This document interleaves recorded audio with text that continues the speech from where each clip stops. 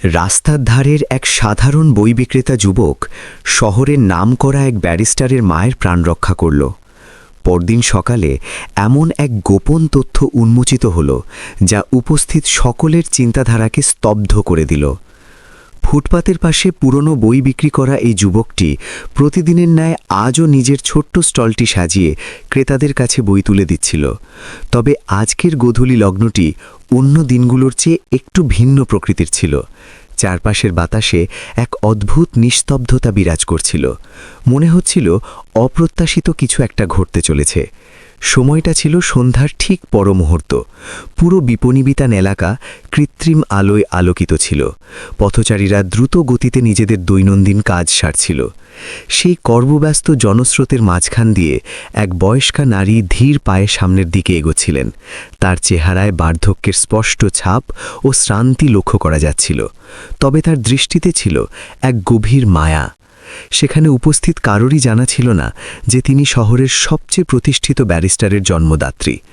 অন্যদিকে সেই যুবক রিফাত একমনে নিজের বইগুলো গুছিয়ে রাখছিল, কিন্তু তার সজাগ দৃষ্টি বারবার রাস্তার ভিড়ের দিকে নিবদ্ধ হচ্ছিল, যেন সে যে কোনো পরিস্থিতির জন্য সর্বদা প্রস্তুত থাকে। ঠিক তখনই আকস্মিকভাবে এক শব্দ করে বৃদ্ধাটি ফুটপাতে লুটিয়ে পড়লেন। এক মুহূর্তের জন্য পুরো রাস্তার ব্যস্ততা থমকে গেল। ঠিক তার পরক্ষণেই অনেক মানুষ সেখানে ভিড় জমালো, তবে সাহায্য করার জন্য কেউ এগোল না। আরে বাদ দিন ভাই, খামোখা পুলিশি ঝামেলায় জড়াতে হবে, অন্য কেউ এসে ঠিকই দেখবে। এই নিষ্ঠুর বাক্যগুলো রিফাতের কানে পৌঁছাল এবং তার ভেতরের মনুষ্যত্ববোধ প্রবলভাবে নাড়া দিয়ে উঠল। সে দ্বিতীয়বার না ভেবেই নিজের উপার্জনের একমাত্র সম্বল স্টলটি সেখানে ফেলে রেখে ছুটে গেল। খালাম্মা, আপনি কি আমার কথা শুনতে পাচ্ছেন? সে বৃদ্ধা নারীকে মাটি থেকে তুলে ধরার আপ্রাণ চেষ্টা করল। তার শরীর ক্রমশ শীতল হয়ে আসছিল, নিঃশ্বাস নিতে প্রচণ্ড কষ্ট হচ্ছিল। রিফাতের চোখে মুখে স্পষ্ট আতঙ্কের ছাপ দেখা যাচ্ছিল, তবুও সে দমে গেল না।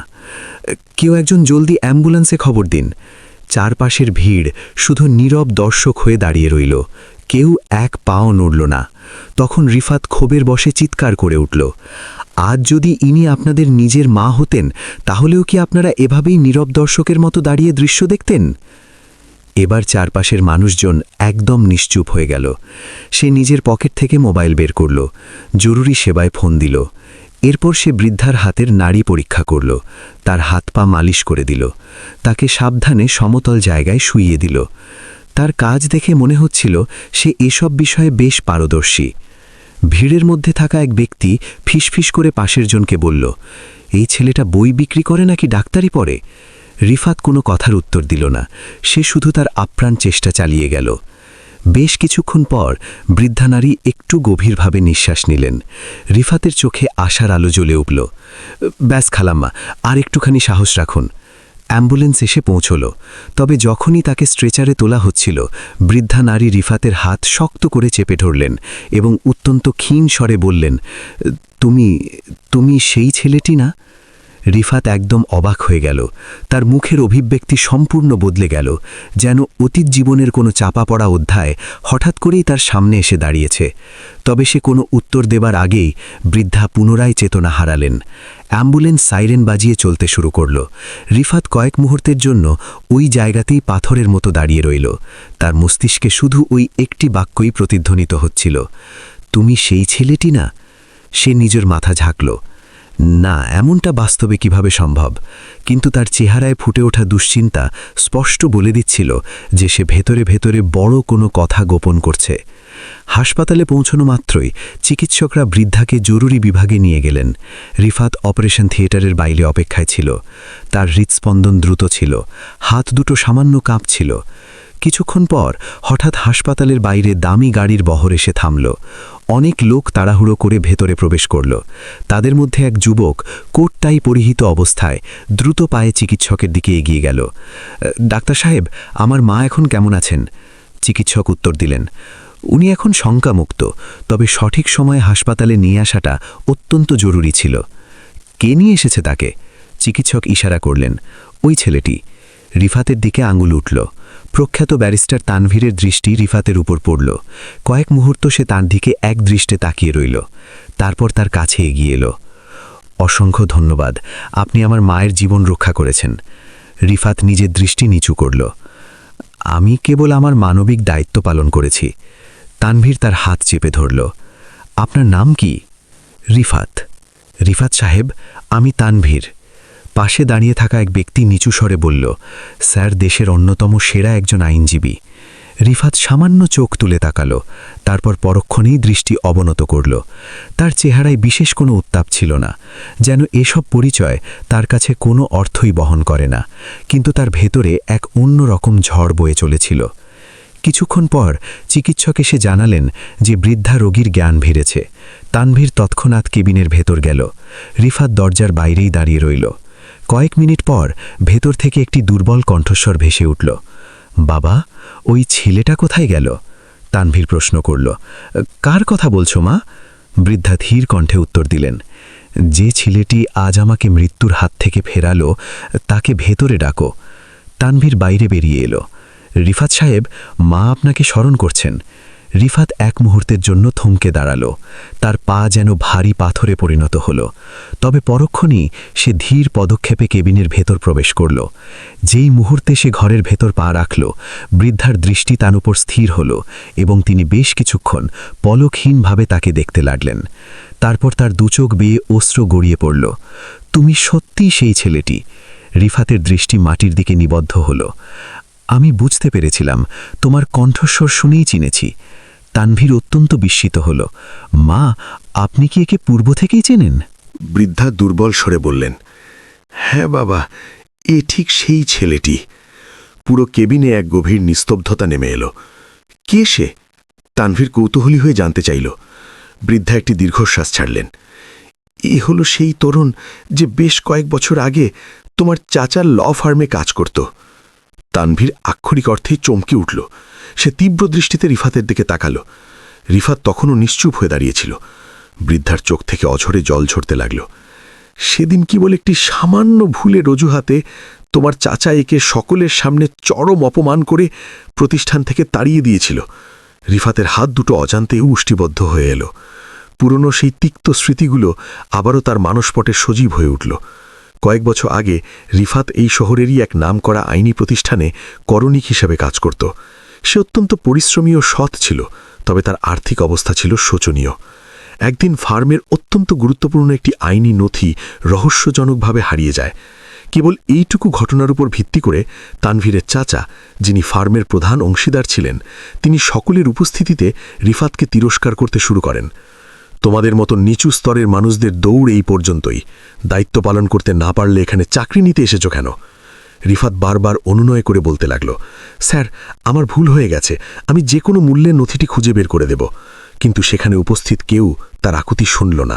তাকে সেই মুহূর্তেই বিনা বেতনে এবং কোনো ধরনের পূর্ব নোটিশ ছাড়াই চাকরি থেকে বরখাস্ত করা হলো। রিফাত একদম নিশ্চুপ হয়ে দাঁড়িয়ে রইল। তার চোখ জলে ভরে উঠেছিল, কিন্তু সে টু শব্দটিও করল না। শুধু একবার পেছন ফিরে সেই বিশালাকার ভবনের দিকে তাকালো এবং চিরতরে সেখান থেকে বিদায় নিল। পুনরায় বর্তমান সময়ে ফিরে আসা যাক। কেবিনের ভেতর পিনপতন নীরবতা বিরাজ করছিল। তানভীরের চোখে মুখে ছিল চরম বিস্ময়। সে ধীর পায়ে রিফাতের দিকে এগিয়ে গেল। এই কথাগুলো, এগুলো কি সত্যি? রিফাত তার ঠোঁটে একটি ম্লান হাসি ফুটিয়ে তুলল। এসব অনেক পুরনো কথা স্যার, এগুলো এখন বাদ দিন। তানভীরের চোখে জলে ভিজে উঠল। যে পরিবারের কাছ থেকে তুমি একদিন চরম লাঞ্ছনা পেয়েছিলে, আজ সেই পরিবারেরই সবচেয়ে বড় সম্মান তুমি রক্ষা করেছ। ঘরে এক অদ্ভুত নিস্তব্ধতা ছেয়ে রইল। রিফাত অত্যন্ত শান্ত স্বরে উত্তর দিল, আমি কোনো নির্দিষ্ট পরিবার বা পরিচয় দেখিনি স্যার। আমি কেবল একজন অসহায় মাকে দেখেছি। এই একটি কথা শুনে তানভীর সম্পূর্ণ নির্বাক হয়ে গেল। তার মুখে আর কোনো ভাষা ছিল না। বৃদ্ধা ডুকরে কেঁদে উঠলেন, বাবা, আমাদের তুমি ক্ষমা করে দাও। রিফাত তড়িঘড়ি করে বলে উঠল, দয়া করে এমন কথা বলবেন না খালাম্মা, আপনি এসব বলে আমাকে চরম লজ্জায় ফেলছেন। সে এই প্রথমবার তাকে খালাম্মা বলে সম্বোধন করল এবং ওই একটি মাত্র শব্দ তাদের মাঝের সমস্ত দূরত্ব ঘুচিয়ে দিল। হাসপাতালের বাইরে রাতের অন্ধকার আরও ঘনীভূত হয়ে এসেছিল, কিন্তু সেই কাল রাতে তিনটি ভিন্ন মানুষের জীবন সম্পূর্ণ নতুন খাতে বইতে শুরু করেছিল। একজন যে অতীতে মারাত্মক ভুল করেছিল, একজন যে নীরবে সমস্ত অবিচার সহ্য করেছিল এবং অন্যজন যে মানবতার এক অনন্য দৃষ্টান্ত স্থাপন করেছিল। তবে গল্পের সমাপ্তি এখানেই নয়, কারণ পরবর্তী সকালে তানভীর এমন একটি যুগান্তকারী সিদ্ধান্ত নিতে যাচ্ছিল যা রিফাতের সমগ্র জীবনের গতিপথ চিরতরে বদলে দেবে। পরদিন সকালে শহরের আকাশে সূর্য অন্যান্য দিনের মতোই স্বাভাবিক নিয়মে উদিত হয়েছিল, কিন্তু কয়েকটি নির্দিষ্ট মানুষের জীবনে আজ এক নতুন অধ্যায়ের সূচনা হতে চলেছিল। হাসপাতালের কেবিনের জানালায় ভোরের মিষ্টি রোদ এসে উকি দিচ্ছিল। স্বনামধন্য ব্যারিস্টার তানভীর তার মায়ের শয্যার পাশে একটি চেয়ারে বসেছিল। সারা রাত দুচোখের পাতা এক করতে পারেনি সে। তার মস্তিষ্কে ক্রমাগত একটি মানুষের অবয়বী ভেসে উঠছিল, রিফাত, সেই তরুণ যাকে তার চাচা একদিন চরম অপমানিত করে তাড়িয়ে দিয়েছিলেন, আর সেই একই তরুণ যে নিজের কথা চিন্তা না করে তার মায়ের জীবন বাঁচিয়ে দিল। তানভীর একটি দীর্ঘশ্বাস ফেলল। তার চাচার শেখানো পুরনো কথাগুলো তার স্মৃতিতে হানা দিচ্ছিল। তানভীর, এই সমাজে মানুষ দুই ধরনের হয়, এক দল হলো যারা কাজের কাজ করে, আর অন্য দল হলো যারা কেবল সমাজের বোঝা। সেই সময় তানভীর এই দর্শনে কখনো প্রশ্ন তোলেনি, কিন্তু আজ এই বাক্যটি তার হৃদয়ে তীরের মতো বিদ্ধ হচ্ছিল। যদি রিফাত সত্যিই সমাজের বোঝা হয়, তবে আজ সে পৃথিবীর সবচেয়ে মহৎ কাজগুলোর একটি কিভাবে সম্পন্ন করল? সে লজ্জায় নিজের মাথা অবনত করল। ঠিক সেই মুহূর্তেই তার মা ক্ষীণ স্বরে তাকে ডাকলেন। তানভীর। জি মা, বলুন। ওই যুবকটি রিফাত কি আজ এসেছিল? তানভীর কিছুটা অস্প্রস্ত হল। না মা, সে তো গতকাল রাতেই নিজের গন্তব্যে খেলে গেছে। মায়ের চোখে এক অদ্ভুত বিষণ্ণতা নেমে এলো। আমার তার সাথে একবার সাক্ষাৎ করা একান্ত প্রয়োজন। তানভীর কালবিলম্ব না করে বলল, আমি এই মুহূর্তেই তাকে খুঁজে বের করছি। অন্যদিকে রাস্তার পাশে সেই পরিচিত পুরনো স্টল। রিফাত আবারও নিজের পুরনো বইগুলো গুছিয়ে রাখছিল। বাইরের দিক থেকে দেখলে মনে হবে যেন গতরাতে কিছুই ঘটেনি, কিন্তু আজ তার অন্তরে এক বিশাল শূন্যতা বিরাজ করছিল। সে বারবার গতরাতের স্মৃতিগুলো রোমন্থন করছিল। তুমি সেই ছেলেটি না? আমাদের তুমি ক্ষমা করে দাও। সে আপন মনেই বিড়বিড় করল, ক্ষমা করা? কাজটা যদি এতটাই সহজ হতো। সে নিজের চিন্তায় বাধা দিল। ঠিক সেই মুহূর্তেই একটি বিলাসবহুল গাড়ি এসে তার বইয়ের স্টলের সামনে থামল। রিফাত সেদিকে ভ্রুক্ষেপ করল না, সে নিজের কাজে মগ্ন রইল। পায়ের আওয়াজ শুনে তার হাত থেমে গেল। সে ধীরে ধীরে মুখ তুলে তাকালো। তার ঠিক সামনেই তানভীর দাঁড়িয়েছিল। দুজনের দৃষ্টি বিনিময় হল। কয়েক সেকেন্ড কেউ কোনো কথা বলল না। তারপর রিফাত পরিস্থিতি স্বাভাবিক করার চেষ্টায় বলল, স্যার, কোনো বই খুঁজছিলেন? তানভীর ঠোঁটের কোণে হালকা হাসি ফুটিয়ে তুলল। আজ আমি বই কিনতে নয়, বরং তোমাকে নিতে এসেছি। রিফাত বিস্মিত হল। আমাকে? হ্যাঁ, মা তোমাকে স্মরণ করছেন। রিফাত কিছুক্ষণ নীরব রইল, তারপর শান্ত গলায় বলল, স্যার, আমার এখানে অনেক কাজ বাকি। তানভীর সরাসরি তার চোখের দিকে তাকিয়ে দৃঢ় কণ্ঠে বলল, এটি কেবল আমার মায়ের নয়, এটি আমার নিজেরও কাজ। তার উচ্চারিত শব্দগুলোতে এক নিখুঁত সত্যতা মিশেছিল। রিফাত নিজের স্টলটির দিকে একবার চোখ বোলালো, তারপর ধীর স্বরে সম্মতি জানালো, ঠিক আছে, চলুন। হাসপাতালে পৌঁছানোর পর রিফাত কেবিনে প্রবেশ করতেই তানভীরের মায়ের চেহারায় প্রশান্তির হাসি ফুটে উঠল। এসেছিস বাবা? রিফাত বিনয়ের সাথে মাথা নিচু করল। জি। মা তার হাত নিজের হাতের মুঠোয় নিয়ে নিলেন। গতকাল থেকে আমি কেবল তোর পথপানেই চেয়েছিলাম। রিফাত নিশ্চুপ রইল। কেবিনে কিছুক্ষণের জন্য নীরবতা বিরাজ করল। তারপর তানভীর মুখ খুলল।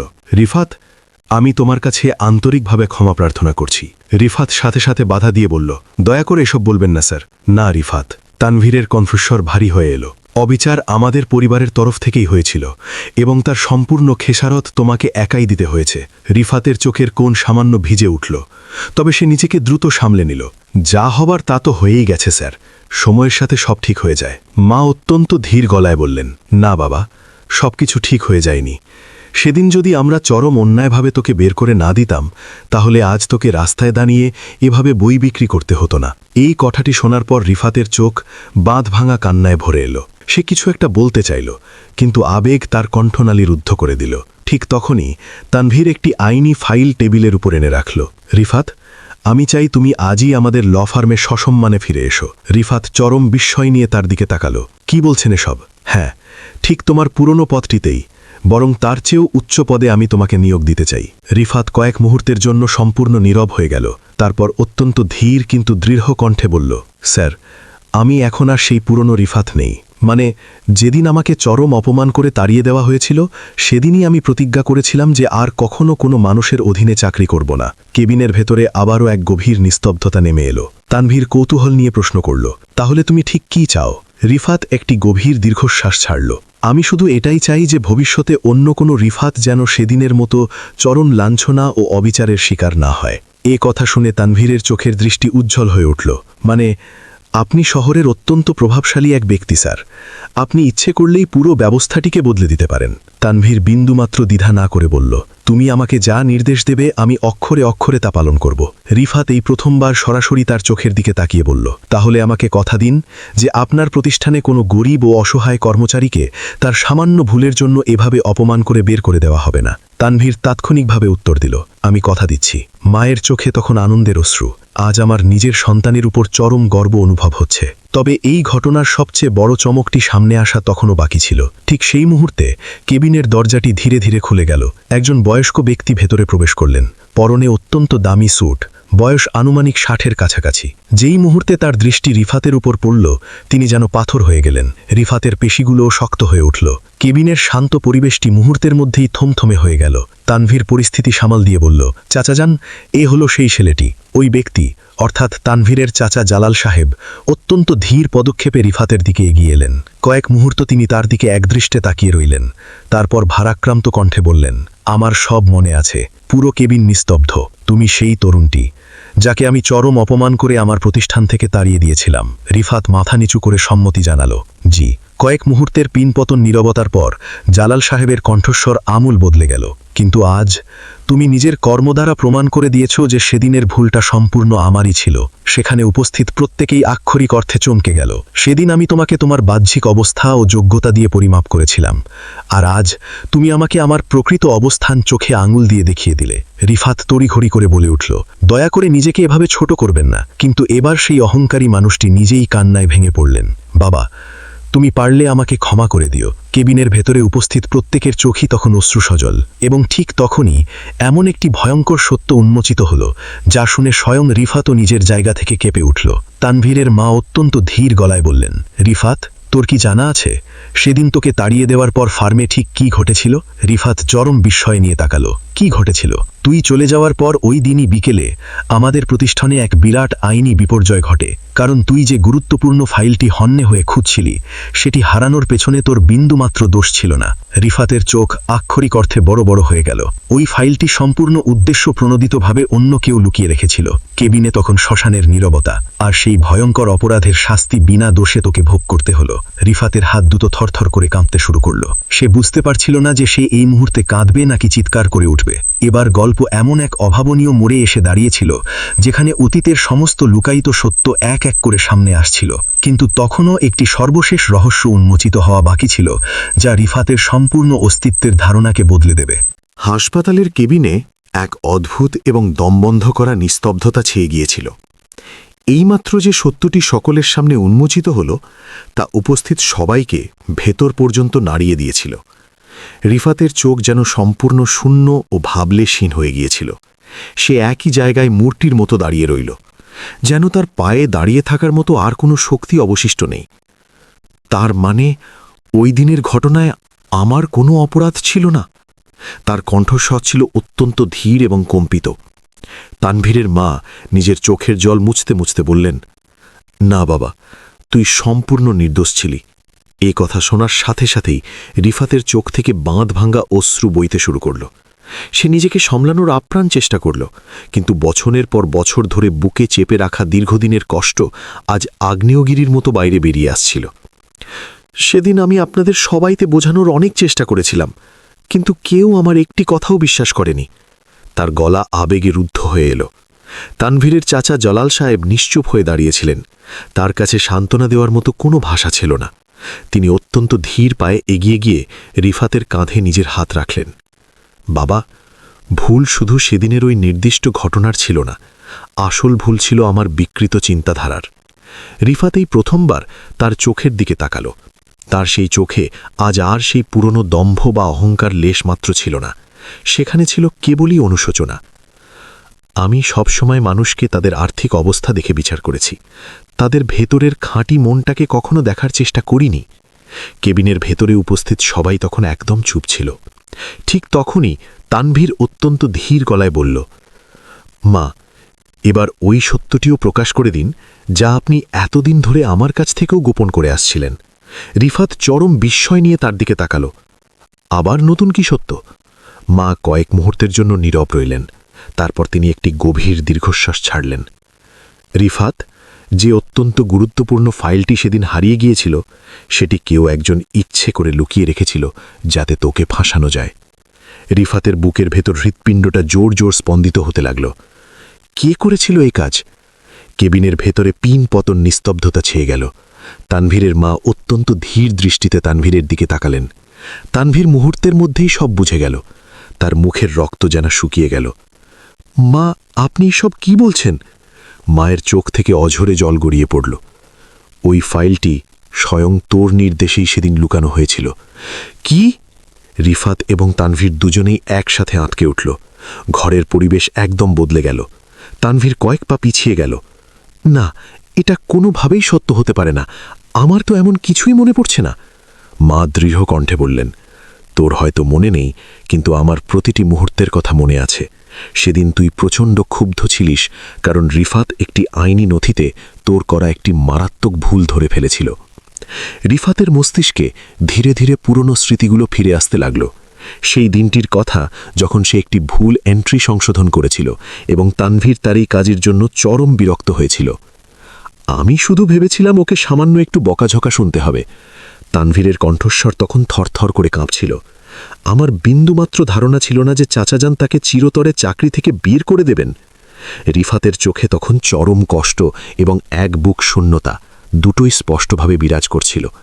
সে একটি শব্দ উচ্চারণ করল না। কয়েক সেকেন্ড পর্যন্ত কেবিনের ভেতর থেকে কারও কোনো আওয়াজ এলো না। তারপর হঠাৎ করেই রিফাত অত্যন্ত শান্ত স্বরে বলল, ঠিক আছে। সবাই চরম বিস্ময় নিয়ে তার দিকে তাকাতে লাগল। অতীতের যা হওয়ার তা তো হয়েই গেছে। তানভীর অপরাধী দৃষ্টিতে তার দিকে তাকালো। তুমি কি সত্যি আমাকে ক্ষমা করে দেবে? রিফাত তার ঠোঁটে একটি ম্লান হাসি ফুটিয়ে তুলল। আমি যদি মনের ভেতর থেকে আপনাকে ক্ষমা নাই করতাম, তাহলে তো কাল রাতে আপনার মাকে বাঁচাতে ছুটে যেতাম না। এই কথাটি শোনার পর তানভীরের চোখ থেকে অনুশোচনার অশ্রু গড়িয়ে পড়ল। সে আর নিজেকে ধরে রাখতে পারল না। এগিয়ে গিয়ে রিফাতকে শক্ত করে জড়িয়ে ধরল। তবে গল্পের ইতি এখানেই টানা সম্ভব নয়, কারণ আসল পরিবর্তন আর বিপ্লব এবার শুরু হতে চলেছিল। কিছুদিন পর পুরো শহর একটি চমকপ্রদ খবরে মেতে উঠল। স্বনামধন্য ব্যারিস্টার তানভীর তার নিজস্ব ল ফার্মের পুরনো ও অমানবিক নিয়মে এক বিশাল পরিবর্তন এনেছেন। এখন থেকে কোনো সাধারণ কর্মীকে বিনা তদন্ত এবং আত্মপক্ষ সমর্থনের সুযোগ না দিয়ে বরখাস্ত করা হবে না। গরিব এবং নিচু পদের কর্মীদের অধিকার রক্ষার্থে নতুন আইন প্রণয়ন এবং তা কঠোরভাবে বাস্তবায়ন করা হয়েছে। শহরের প্রতিটি চায়ের আড্ডায় কেবল এই একটি বিষয়েরই আলোচনা চলছিল। অন্যদিকে রিফাত তখনও রাস্তার ধারে নিজের সেই পুরনো বইয়ের স্টলটিতেই দাঁড়িয়েছিল। কিন্তু এখন সমাজের মানুষ তাকে সম্পূর্ণ ভিন্ন এক সম্মানের নজরে দেখত। এই সেই মহান যুবক যে ব্যারিস্টারের মায়ের প্রাণ রক্ষা করেছে এবং পুরো আইনি ব্যবস্থাকে কাঁপিয়ে দিয়েছে। কেউ তার মহত্বের প্রশংসা করত, কেউ তাকে দূর থেকে দেখলেই সালাম জানাত। কিন্তু রিফাতের মধ্যে কোনো পরিবর্তন আসেনি। সে আগের মতোই সাধারণ এবং শান্ত প্রকৃতির ছিল। একদিন তানভীর পুনরায় তার সেই স্টলের কাছে এলো। রিফাত, এবার তো তোমাকে আমাদের সাথে যেতেই হবে। রিফাত মৃদু হাসল। এবার আবার কেন যাব? কারণ এখন এই পরিবর্তনে আমার তোমাকে সবচেয়ে বেশি প্রয়োজন। রিফাত কৌতূহলী হয়ে জিজ্ঞেস করল, কিসের জন্য প্রয়োজন? তানভীর দৃঢ়তার সাথে বলল, যাতে ভবিষ্যতে আমি আর কখনো ভুলবশত অন্য কোনো রিফাতের সাথে এমন ভয়ঙ্কর অন্যায় না করে ফেলি। এ কথা শুনে রিফাত কিছুক্ষণ নীরব হয়ে রইল।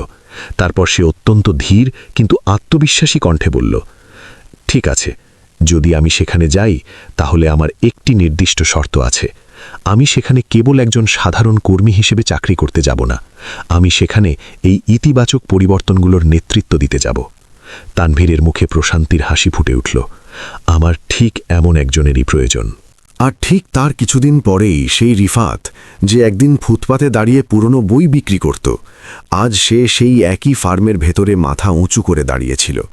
কিন্তু এবার আর একজন অসহায় করণিক হয়ে নয়, বরং এমন একজন আদর্শ মানুষ হিসেবে যার জীবনের গল্প ওই প্রতিষ্ঠানে কর্মরত প্রত্যেকের চিন্তাধারাকে আমূল বদলে দিয়েছিল। মানুষ প্রায়ই বলে থাকে যে ভাগ্য একদিন ঠিকই বদলায়, কিন্তু রিফাত নিজ কর্মগুণে প্রমাণ করে দিয়েছে যে মানুষের ভেতরের মানবতা যদি খাঁটি ও নিঃস্বার্থ হয় তবে স্বয়ং ভাগ্যও তার সামনে মাথা নত করতে বাধ্য হয়। আর সেদিন যখন সে অত্যন্ত সম্মানের সাথে প্রথমবার অফিসে পা রাখল, উপস্থিত সবার সশ্রদ্ধ নজর কেবল তারই দিকে নিবদ্ধ ছিল। কারণ এখন সে কেবল একজন সাধারণ বই বিক্রেতা ছিল না, সে এক জীবন্ত উদাহরণে পরিণত হয়েছিল। পরবর্তী কয়েকটি দিন ছিল রিফাতের জীবনের সবচেয়ে অবিস্মরণীয় ও ভিন্ন রকম দিন। সে আজ ঠিক সেই আইনি প্রতিষ্ঠানেই সগৌরবে দাঁড়িয়েছিল যেখানে একসময় তাকে সবার সামনে চরম অপমান করে তাড়িয়ে দেওয়া হয়েছিল। কিন্তু এবার পরিস্থিতি সম্পূর্ণ বিপরীত ছিল। অতীতে যেখানে মানুষ তাকে তাচ্ছিল্যের দৃষ্টিতে দেখত, আজ সেই একই মানুষেরা তার দিকে চরম সম্মানের চোখে তাকাচ্ছিল। অফিসের চিরচেনা সেই কঠোর পরিবেশও বেশ নমনীয় ও বন্ধুত্বপূর্ণ হয়ে উঠেছিল। সবাই আগের চেয়ে অনেক বেশি সতর্ক ছিল। সবাই একে অপরের সাথে ভেবেচিন্তে ও সম্মানের সাথে কথা বলছিল। আর এই বিশাল কাঠামোগত পরিবর্তনের পেছনের একমাত্র কারিগর ছিল এই একজন মানুষ, রিফাত। একদিন অফিসের কনফারেন্স রুমে একটি ছোট সভার আয়োজন করা হলো। সমস্ত স্তরের কর্মীরা সেখানে উপস্থিত ছিলেন। তানভীর সবার সামনে দাঁড়িয়েছিল এবং তার ঠিক পাশেই ছিল রিফাত। তানভীর উপস্থিত সবার দিকে দৃষ্টি নিক্ষেপ করে বলতে শুরু করল, আজ আমি আপনাদের সকলের সামনে এমন একটি সত্য তুলে ধরতে চাই যা হয়তো আমাদের অনেক আগেই উপলব্ধি করা উচিত ছিল। পুরো কনফারেন্স রুমে পিনপতন নিস্তব্ধতা ছেয়ে গেল। আমরা প্রায়শই মানুষকে তাদের পোশাক পরিচ্ছদ, তাদের আর্থিক পরিস্থিতি এবং তাদের পেশাগত অবস্থান দিয়ে পরিমাপ করার চেষ্টা করি, কিন্তু আমরা এই সহজ সত্যটি ভুলে যাই যে পৃথিবীর প্রতিটি মানুষের ভেতরেই সম্মান পাওয়ার মতো একটি গল্প লুকিয়ে থাকে। সে রিফাতের দিকে তাকিয়ে হাত দিয়ে ইশারা করল এবং আমার পাশে দাঁড়িয়ে থাকা এই মানুষটি তার সবচেয়ে বড় এবং জীবন্ত উদাহরণ। সবার সশ্রাদ্ধ নজর রিফাতের দিকে চলে গেল। রিফাত কিছুটা অস্বস্তি বোধ করতে লাগল, কিন্তু তানভীর নিজের বক্তব্য থামাল না। যাকে আমরা একদিন অত্যন্ত তুচ্ছ ও ছোট ভেবেছিলাম, আজ সেই মানুষটি আমাদের মানবতার সবচেয়ে বড় এবং মূল্যবান শিক্ষাটি প্রদান করেছে। পুরো ঘর জুড়ে করতালির শব্দ প্রতিধ্বনিত হতে লাগল। কিন্তু রিফাতের চেহারায় সেই চিরচেনা সারল্য ও নির্লিপ্ততাই বজায় ছিল। মিটিং শেষ হওয়ার পর সুমন নামের একজন জুনিয়র ক্লার্ক অত্যন্ত সংকোচ নিয়ে রিফাতের কাছে এগিয়ে এলো। স্যার, আমি কি আপনাকে একটি কথা জিজ্ঞেস করতে পারি? রিফাত হাসি মুখে বলল, আমাকে স্যার বলে ডাকার কোনো প্রয়োজন নেই, রিফাত ভাই বললেই চলবে। বলো, কি জানতে চাও? সুমন বলল, ভাই, আপনার সাথে যখন অতীতে এত বড় একটি অন্যায় হয়েছিল, তাহলে সুযোগ পেয়েও আপনি তাদের ওপর প্রতিশোধ নিলেন না কেন? রিফাত কিছুক্ষণ চুপ করে রইল। তারপর সে অত্যন্ত ধীর ও গভীর গলায় বলল, কারণ প্রতিশোধ নিলে মনের ভেতরের ক্ষোভ বা কষ্ট কখনোই শেষ হয়ে যায় না, এটি কেবল চক্রাকারে বাড়তেই থাকে। সুমন নিবিষ্ট মনে তার কথা শুনতে লাগল। রিফাত আরও যুক্ত করল, যদি আমিও ঠিক সেই কাজটাই করতাম যা অতীতে আমার সাথে করা হয়েছিল, তাহলে আমার এবং তাদের মাঝে আর কি পার্থক্য অবশিষ্ট থাকত? এই কথাটি শোনার পর সুমনের চোখের দৃষ্টিতে এক নতুন উপলব্ধির ছাপ ফুটে উঠল। ওই দিন বিকেলে অফিস থেকে ফেরার পথে রিফাত আবারও তার পুরনো বইয়ের স্টলটির সামনে গিয়ে দাঁড়াল। সে বেশ কিছুক্ষণ অনমনে ওই ছোট্ট স্টলটির দিকে তাকিয়ে রইল। ওই সামান্য কাঠের কাঠামোটিতে কেবল পুরনো বই ছিল না, তার প্রতিটি কোণায় মিশেছিল রিফাতের ঘাম ঝরানো পরিশ্রম, তার জীবনের কঠিন সংগ্রাম এবং তার হার না মানা আত্মসম্মান। সে আলতো করে কাঠের ওপর হাত বুলিয়ে আপন মনেই বলল, তুই আমাকে জীবনের সবচেয়ে কঠিন সময়েও কখনো ভেঙে পড়তে দিসনি। পাশ দিয়ে হেঁটে যাওয়া এক পরিচিত লোক কৌতূহলবশত জিজ্ঞেস করল, আপনি তো এখন এত বড় ফার্মে বড় পদে কাজ করেন, এই পুরনো স্টলটিকে এখান থেকে সরিয়ে ফেলছেন না কেন?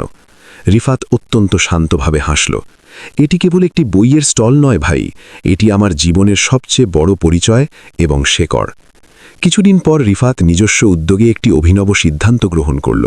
সে ওই রাস্তার পাশেই স্টলের ঠিক ওপরে একটি ছোট্ট সাইনবোর্ড স্থাপন করল, যাতে সুন্দর করে লেখা ছিল, এই স্থানে দলমত নির্বিশেষে প্রত্যেক মানুষের সমান সম্মান নিশ্চিত করা হয়। এবং ঠিক তার নিচে অপেক্ষাকৃত ছোট অক্ষরে লেখা ছিল, কারণ মানবতাই পৃথিবীর সবচেয়ে বড় পরিচয়। অন্যদিকে তানভীরের চাচা জালাল সাহেব, যিনি একসময় নিজের ক্ষমতা ও সম্পদের অহংকারে মত্ত থাকতেন, তিনি এখন প্রায়শই নিজের ভুল বুঝতে পেরে চুপচাপ থাকতে শুরু করেছিলেন। একদিন তিনি অত্যন্ত সংকোচ নিয়ে রিফাতের কাছে এসে দাঁড়ালেন। বাবা, আমি কি তোমাকে একটি কথা জিজ্ঞেস করতে পারি? রিফাত অত্যন্ত সম্মানের সাথে উত্তর দিল, জি চাচাজান, অবশ্যই। আমার মতো একজন অহংকারী মানুষ কি এই শেষ বয়সে এসে নিজেকে বদলাতে পারে? রিফাত অত্যন্ত মিষ্টি হেসে উত্তর দিল, মানুষ যেদিন নিজের ভেতরের ভুলগুলোকে মন থেকে স্বীকার করে নেয়, ঠিক সেই মুহূর্ত থেকেই তার পরিবর্তনের যাত্রা শুরু হয়ে যায়। জালাল সাহেবের চোখ দুটো কৃতজ্ঞতায় জলে ভরে উঠিল। ধীরে ধীরে সেই আইনি প্রতিষ্ঠানের কর্মপরিবেশ পুরোপুরি পাল্টে গেল। এখন সেখানে পদে ছোট বা বড় বলে কোনো বিভেদ ছিল না। সবাই একে অপরের কাজের সঠিক মূল্যায়ন ও সম্মান করত, এবং এই বিস্ময়কর পরিবর্তনের গল্প পুরো শহর জুড়ে মানুষের মুখে মুখে ছড়িয়ে পড়ল। মানুষ অত্যন্ত গর্বের সাথে বলতো, একজন সাধারণ বই বিক্রেতা যুবক পুরো শহরের একটি শক্তিশালী সিস্টেমকে একাই বদলে দিয়েছে। আর একদিন যখন রিফাত ছুটির দিনে আবারও নিজের পুরনো স্টলে দাঁড়িয়ে পুরনো বই গুছিয়ে রাখছিল, স্কুলের ব্যাগ কাঁধে একটি ছোট্ট শিশু তার কাছে এসে দাঁড়ালো। দাদা ভাই, আপনি তো এখন অনেক বড় ও ধনী মানুষ, তাও ছুটির দিনে এখানে এসে এই পুরনো বইগুলো বিক্রি করেন কেন? রিফাত শিশুটির মাথায় স্নেহের হাত বুলিয়ে হেসে বলল, বড় সে কখনোই হয় না যে শুধু উঁচু কোনো পদে আসীন থাকে। সত্যিকার অর্থে বড় সেই হয় যে নিজের মন থেকে এবং মানবতায় বড়। ছোট্ট শিশুটি কথার গভীরতা না বুঝলেও মিষ্টি করে হেসে দিল। আমাদের এই গল্পের সমাপ্তি এখানেই টানা সম্ভব নয়, কারণ এটি কেবল একজন রিফাতের একক গল্প নয়। এটি সমাজের এমন প্রত্যেকটি অবহেলিত মানুষের গল্প, যাদেরকে তাদের অবস্থার কারণে কখনো না কখনো ছোট বলে গণ্য করা হয়েছে, কিন্তু তারা শত কষ্টের মাঝেও নিজেদের ভেতরের মনুষ্যত্ব ও ভালো দিকটি কখনো বিসর্জন দেয়নি। সেদিন রাস্তার পাশে পুরনো বই বিক্রি করা ওই যুবকটি আর শুধু রক্ত মাংসের একজন সাধারণ মানুষ রইল না, সে সমাজের জন্য এক জীবন্ত শিক্ষা হয়ে গেল, এক অনন্য দৃষ্টান্ত হয়ে গেল, যাকে এই শহরের মানুষ যুগের পর যুগ ধরে পরম শ্রদ্ধার সাথে স্মরণ করবে।